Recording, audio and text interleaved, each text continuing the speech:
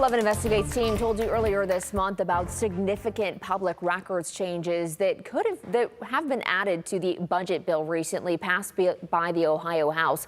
Those changes could dramatically alter how journalists do their jobs, and the bill is now in the Senate. If those proposed records changes are going to be stopped, it will likely be there. Lead investigator Brian Duggar has an update to the story tonight. Yeah, one of the most influential Senate members when it comes to the budget bill is Senator Paula Hicks-Hudson, Toledo's former mayor. She is the ranking member of the Finance Committee, which is holding hearings this week. As an attorney and former journalist, she's very concerned about the proposals.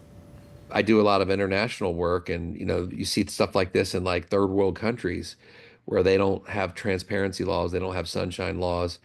Most states here do, and like if this is interpreted in the way that I think they're going to try to interpret it after it passes, it's kind of like putting Ohio up there with like some of these third world countries and not having transparency in public records. I was definitely concerned when I first saw the proposed amendments because they shield a lot of records that we rely on in innocence work from public disclosure.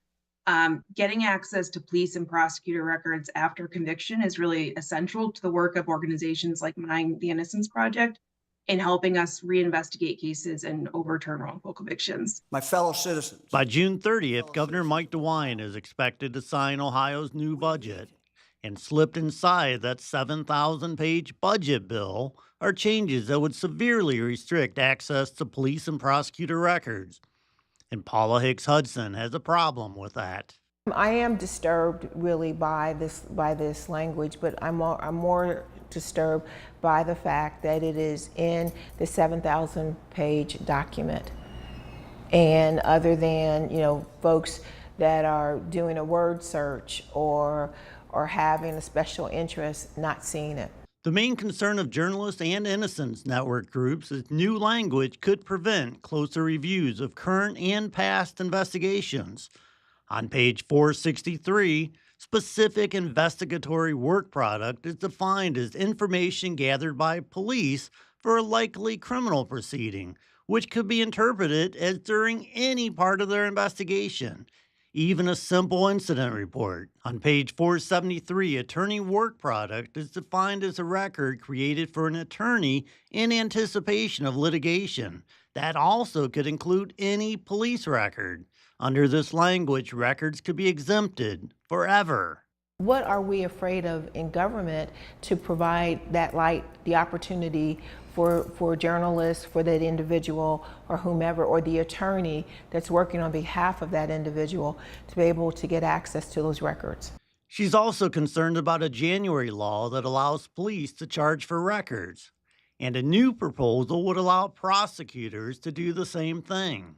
I have introduced legislation that would allow for an individual that is involved with the police to be able to get that information without having to pay, that the rules exclude them. Now, what Hicks-Hudson and Innocence Network groups want is for the public records proposals to be pulled out of the budget bill and discussed as a standalone bill. I think we have to raise this information out so people can see and maybe have further conversations with them and say, if in fact this is such a good piece of legislation, pull it out, have a full vetting of it, allow for prosecutors, allow for defense attorneys, allow for traffic, plaintiffs to be able to come in and talk about the need for these types of records. And she committed to us that she'll have this conversation with her colleagues in the weeks ahead. That third view, or that second line of defense, however you want to call it, is the public. Can the public have confidence in this process if the journalists, the professional journalists, not these other folks, but the professional journalist is not able to get that information? That's a problem.